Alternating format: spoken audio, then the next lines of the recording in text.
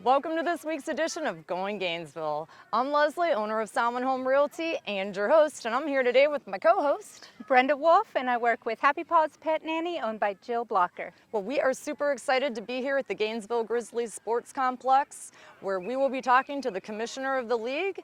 Let's go check everything out. Game begin.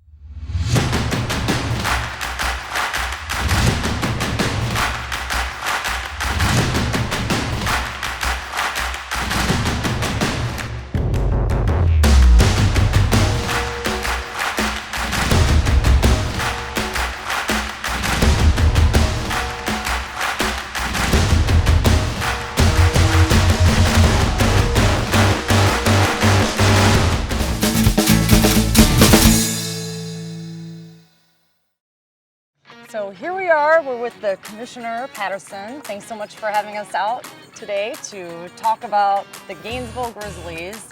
My kids have been involved in this amazing organization for so many years, all three of them. I'm excited to start over again with my little one in ankle biters this season. And can you tell us your involvement in the league and how it's been so far? Yeah, I've been part of the league since 2004 when we moved to the Gainesville Haymarket area. I've been part of the board since 2006, and I've been a commissioner the last several years with the organization. My son obviously played back in the day as well, and he's since moved on, but stayed with it and provided a good place to play for the youth of the area. Yeah, I can tell you definitely have a passion and heart for this organization and probably football in general. Absolutely. I love the sport, I love the game, I love what the game gives back. And I love the teaching moments that football provides us as coaches and league administrators. So as a newcomer myself to the league, my little one is playing this year in ankle biters. What advice would you give to parents who are maybe thinking of having their little ones join? That's a great question. So we obviously get that question quite a bit because there's some misconceptions about football and the concussion scare. And obviously it rings very well with us as well. So what we try to do is provide not just a good place to play football, but the safest environment for the kids. Years ago, we adapted the USA Football Heads Up program that we've strived over the years to take the head out of the game, where we reduce the way that the older techniques of putting your head down when you make a tackle, of keeping it up, and you're never going to make a sport completely safe, but as safe as we possibly can, and by taking the head out of the game. We also partner with Novant UVA, the Haymarket. We have out here every weekend as the kids play. We have an on-staff tent with a medical table.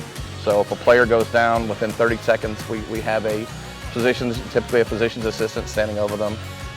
The biggest thing I can say as a newcomer is coming into the league. You know, it's a great sport. It's a big commitment, but it's a lot of fun.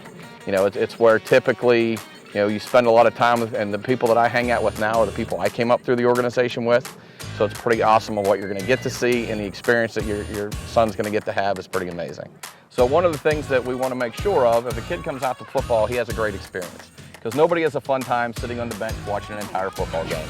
So that's absolutely not allowed. You are on the field, either offensively, defensively. Sometimes you may go both ways or switch, but the intent is every kid gets to play at least half of the game to make sure that they're on the field, getting playing time, getting that good football experience, learning it. And I think our biggest goal as the league administrators and coaches is to ensure that we provide an experience that allows them to want to come back the following season and play football. So as the kids progress year after year through the division, how does that work? How are the weights and that sort of thing determined? So we play in it's an age weight matrix. So in ankle biter, it's pretty much our beginning players, 7, 8, some 9-year-olds. Our beginning players, there's one division across. It's the amount of teams, it's equal drafts. But as we get to the higher divisions, we get to 80, 90, 100 pounds. When we actually break those out. So when we get to 80 pounds, we actually have multiple divisions where it's still by age and weight matrix, but the older players being allowed to weigh less to try to keep the parity.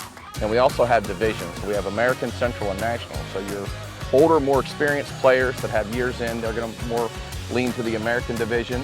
And your new players, so it provides a place. It doesn't matter if you've been playing for 5 or 6 years, or if it's your first year coming to the league, there's a place for them to play. We have places in 80 pounds, 90, 100 for players that want to come out and try it for the first time.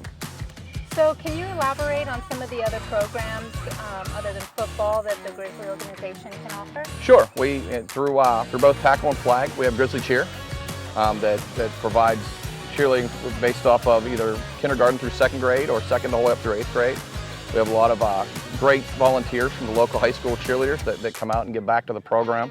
It's really strong. We also in the spring offer a flag football program, and flag runs from ages 5 the whole way up through 15. It's co-ed. Recently we've seen a surge in the numbers in girls playing flag football.